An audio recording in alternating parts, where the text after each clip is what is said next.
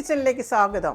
ഞാൻ ഗീത. ഇന്ന് ഞാൻ ഉണ്ടാക്കാൻ പോകുന്ന ഒരു ക്രിസ്മസ് കേക്കാണ്. അതൊരു റിച്ച് ഫ്രൂട്ട് കേക്കാണ്. ഞാൻ വർഷങ്ങളായിട്ട് ഉണ്ടാക്കി എല്ലാവർക്കും ഇഷ്ടപ്പെട്ട ഒരു കേക്കാണ്. അത് ഇന്ന് നിങ്ങളുമായിട്ട് ഞാൻ ഷെയർ ചെയ്യണമെന്ന് ആഗ്രഹിക്കുന്നു. അതിനാവശ്യമുള്ള സാധനങ്ങൾ എന്താണെന്ന് നമുക്ക് നോക്കാം. അതിനാവശ്യമുള്ള സാധനങ്ങൾ ഞാനൊരു അരക്കപ്പ് ഷുഗർ എടുത്തിട്ട് കാരമലൈസ് ചെയ്യാൻ പോവാണ്. അതിനകത്ത് ഞാൻ കുറച്ച്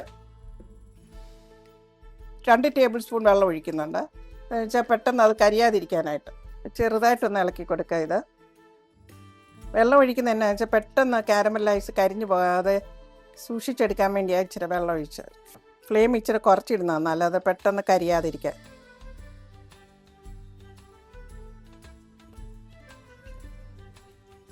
സൈഡിലിരിക്കുന്ന ഷുഗറൊക്കെ ഇങ്ങനെ സൈഡിലോട്ട് ഇത് സ്പാച്ചിൽ അഴിച്ചിട്ട് ഇങ്ങനെ നീക്കി കൊടുക്കുന്നത് നല്ല, അല്ലെങ്കിൽ അത് കരിഞ്ഞിരിക്കും. ചെറുതായിട്ട് ബ്രൗൺ ആവുന്നുണ്ട്. ഇനി നല്ലതായിട്ട് ഇളക്കിക്കൊണ്ടിരിക്കണം. എനിക്ക് ഈ കളർ മതി. ഞാൻ ഇനിയിപ്പോൾ വെള്ളം ഒഴിക്കാൻ പോവാണ്. കുറച്ചൊരു അരക്കപ്പ് വെള്ളം കൂടെ ഒഴിക്കണം.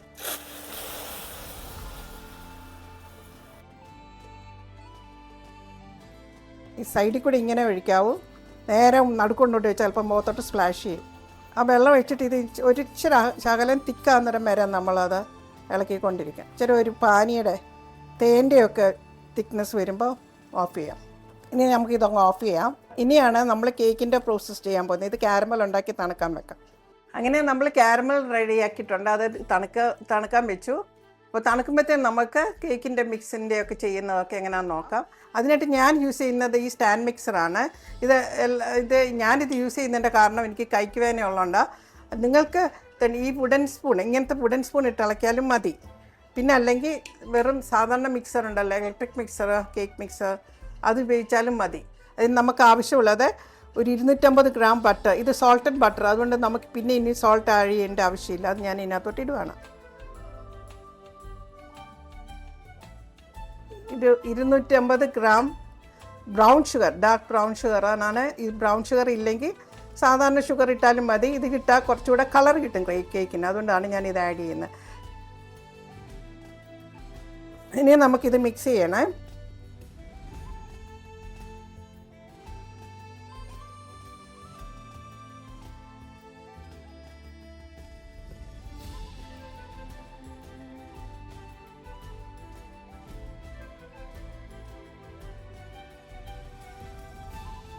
ഇനി നമുക്ക് ആഡ് ചെയ്യേണ്ടത് മുട്ടയാണ്.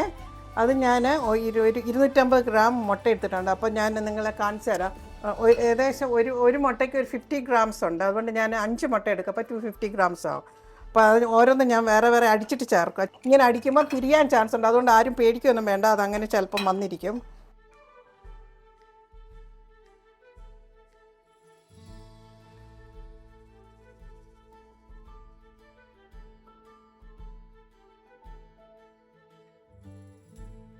അങ്ങനെ നമ്മൾ 5 മുട്ടയും ഓരോന്നോരോന്നായിട്ട് ഇതിനകത്തായിട്ട് ആഡ് ചെയ്തു. അതിൻ്റെ കൂടെ തന്നെ വാനില എസൻസും കൂടെ ആഡ് ചെയ്യണേ. 1 ടീസ്പൂൺ വാനില എസൻസും കൂടെ ആഡ് ചെയ്യുന്നു.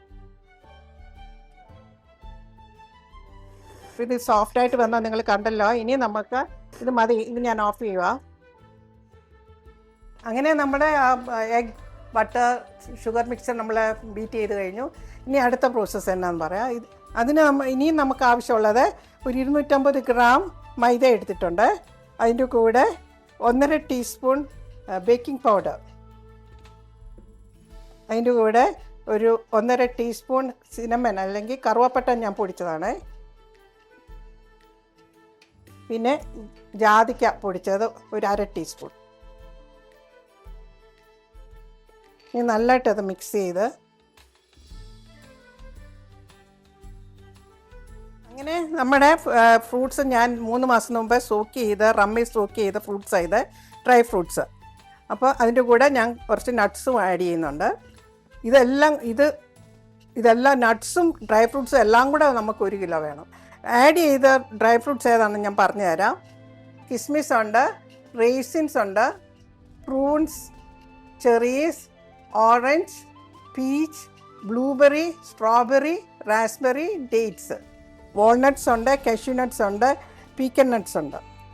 ഇതെല്ലാം കൂടെ ചേർന്ന് നമുക്ക് 1 കിലോ വേണം. ഇതെങ്ങനെ ആഡ് ചെയ്യുന്നതെന്ന് ഞാൻ കാണിച്ചു തരാം. 250 ഗ്രാം മൈദ എടുത്തപ്പോൾ നമുക്ക് എൻ്റെ 4 ടൈംസ് ഫ്രൂട്ട്സ് വേണം. അതിന് ഞാൻ 1 കിലോ നട്ട്സും ഫ്രൂട്ട്സും കൂടെ ഞാൻ ആഡ് ചെയ്യുക.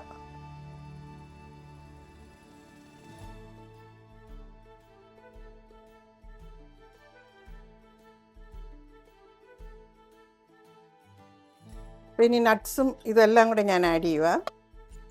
വാൾനട്ട്സ്, പീക്കൻ നട്ട്സ്,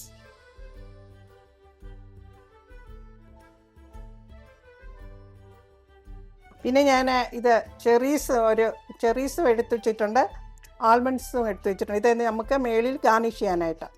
ഇനിയിപ്പം ഇതിങ്ങനെ അങ്ങോട്ട് ആഡ് ചെയ്താൽ ഇതെല്ലാം കൂടെ അടി പോയി സെറ്റിൽ ചെയ്യും. അതിനൊരു മെത്തേഡാണ് നമ്മൾ ഈ മൈദ ഇതിനകത്തോട്ടിട്ട്, കുറച്ച് മൈദ ഇട്ട് ഇതിങ്ങനെ മിക്സ് ചെയ്യുക.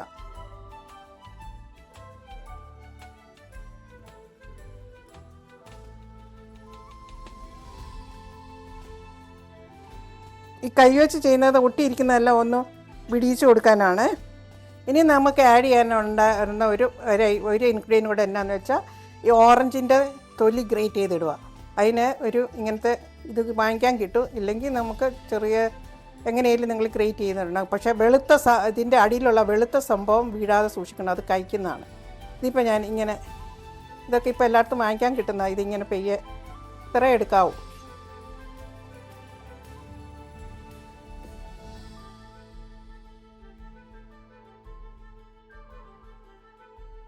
ഓരോ ഓറഞ്ചിൻ്റെ സെസ്റ്റ് എടുത്തതാണിത്, ഞാൻ ഇതിനകത്തോട്ട് ഇടുവാണ്. ഇതുപോലത്തെ സെസ്റ്റർ ഇല്ലെങ്കിൽ ഇങ്ങനത്തെ ഗ്രേറ്റർ ഉണ്ടെങ്കിലും മതി. ഇങ്ങനെ ചുമ്മാ ഗ്രേറ്റ് ചെയ്ത് അങ്ങ് ഇട്ടാൽ മതി. അത് നിങ്ങളുടെ ഇഷ്ടം പോലെ ചെയ്യും. ഇനി നമുക്ക് ഇതിനകത്തോട്ട് തണുത്ത കാരമൽ ഒഴിക്കണം. കാരമൽ മുഴുവനായിട്ട് ഇടുക.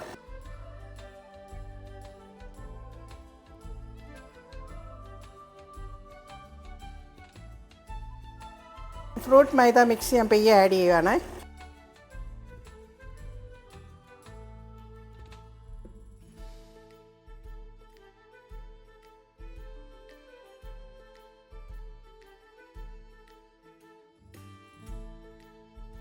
അപ്പോൾ ഇത്രയും മതി. ഇനി നമുക്കത് ബേക്ക് ചെയ്യാൻ വെക്കാം. ഇപ്പോൾ ഒരു 10 മിനിറ്റ് മുമ്പേ നമുക്ക് അവൻ അത് ഹീറ്റ് ചെയ്ത് വെക്കണം 180 ഡിഗ്രിയിൽ. അങ്ങനെ നമ്മുടെ കേക്ക് എല്ലാം മിക്സ് ആയിട്ടുണ്ട്. ഇനി ഞാനിത് തുടങ്ങുന്നതിന് മുമ്പേ തന്നെ ഒരു ബേക്കിംഗ് ട്രേ ബട്ടർ പേപ്പർ ഇട്ട് എല്ലാം സീൽ ചെയ്ത് വെച്ചിട്ടുണ്ട്. അതിനകത്ത് ശകലം ബട്ടറും കൂടെ ചുമ്മാ തൂകി, അതിൻ്റെ ആവശ്യമില്ല, എന്നാലും ഞാൻ ഇട്ടിട്ടുണ്ട്. ഇനി നമുക്കിതിനകത്തോട്ട് ഒഴിക്കാം. ഇതുപോലത്തെ 2 മോൾഡിനകത്ത് ഉണ്ടാക്കാനുള്ള കേക്കുണ്ട്. അതിലിപ്പോൾ ഒരെണ്ണം ഞാൻ നിങ്ങളെ ബേക്ക് ചെയ്ത് കാണിക്കാം.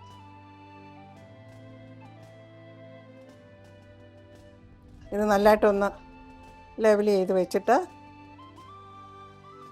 ഇനി ഇതിൻ്റെ മേലോട്ട് ഞാൻ കുറച്ച് ചെറീസ്, ഒരു ഗാർണിഷിങ്ങിന് വേണ്ടിയിട്ട് ക്യാൻഡിഡ് ചെറീസ് കിട്ടിയത് വെക്കുവാണ്. തൊലി കളഞ്ഞ ആൽമണ്ട്സ് വെക്കുവാണ്. ഇനി ഞാൻ ഇത് ബേക്ക് ചെയ്യാൻ വെക്കുക. ഇനി ഒരു 1-1.5 മണിക്കൂർ എടുക്കും ഇത് ബേക്ക് ചെയ്യാൻ. ബേക്ക് ചെയ്ത് തണുത്ത് കഴിഞ്ഞിട്ടേ ഞാൻ മുറിച്ച് കാണിക്കത്തുള്ളൂ. അങ്ങനെ നമ്മുടെ കേക്ക് റെഡി ആയിട്ടുണ്ട്. ഞാൻ 180 ഡിഗ്രിയിൽ 1 hour 20 minutes വെച്ച് ബേക്ക് ചെയ്തു. അങ്ങനെ എടുത്ത കേക്കാണ് ഇത്. ഇതിൻ്റെ ചുറ്റും ഉണ്ടായിരുന്ന ആ പാർച്ച്മെൻറ്റ് പേപ്പർ ഞാൻ മാറ്റി. ഇത് വെന്തോന്നറിയാനായിട്ട് നമുക്കിങ്ങനെ നോക്കിയാൽ ഇത് ക്ലീനായിട്ട് വരുന്നത്. അതുകൊണ്ട് ഇത് നല്ലതായിട്ട് ബേക്ക്ഡ് ആയിട്ടുണ്ട്. തണുത്ത് കഴിഞ്ഞിട്ട് ബേക്കുന്ന ഏറ്റവും നല്ലത്. അതും ഒരാഴ്ച കഴിഞ്ഞെടുക്കുമ്പോൾ കുറച്ചുകൂടെ ആ ഫ്രൂട്ടിൻ്റെ ഫ്ലേവർ എല്ലാം അതിനകത്തോട്ട് ഇറങ്ങും. ഇത് ഇങ്ങനെ തന്നെ നമുക്ക് ഒരു 2 മാസം ഇങ്ങനെ തന്നെ ഒരു ആൽക്കഹോൾ ഒന്നും ഒഴിക്കാതെ തന്നെ ഇങ്ങനെ ഇരിക്കും. അല്ല, ആൽക്കഹോൾ ഒഴിച്ച് കുറേ ദിവസത്തേക്ക് 6 months പ്രിസർവ് ചെയ്യണമെങ്കിൽ ആൽക്കഹോൾ ഒഴിക്കുന്നതാണ് നല്ലത്. എന്തെങ്കിലും ഒരു ആൽക്കഹോൾ ജസ്റ്റ് ഒരു 2 ടീസ്പൂൺ ഇതിൻ്റെ മേളിലോട്ട് ഒഴിച്ച് അത് പാർച്ച്മെൻറ്റ് പേപ്പർ ഇട്ട് പൊതിഞ്ഞ് അലുമിനിയം ഫോയിൽ പൊതിഞ്ഞ് വെച്ചാൽ 6 months വരെ അത് കേടാകാതിരുന്നോളും. ഞാനിപ്പോൾ അത് പ്ലേറ്റ് ചെയ്ത് കാണിക്കാം.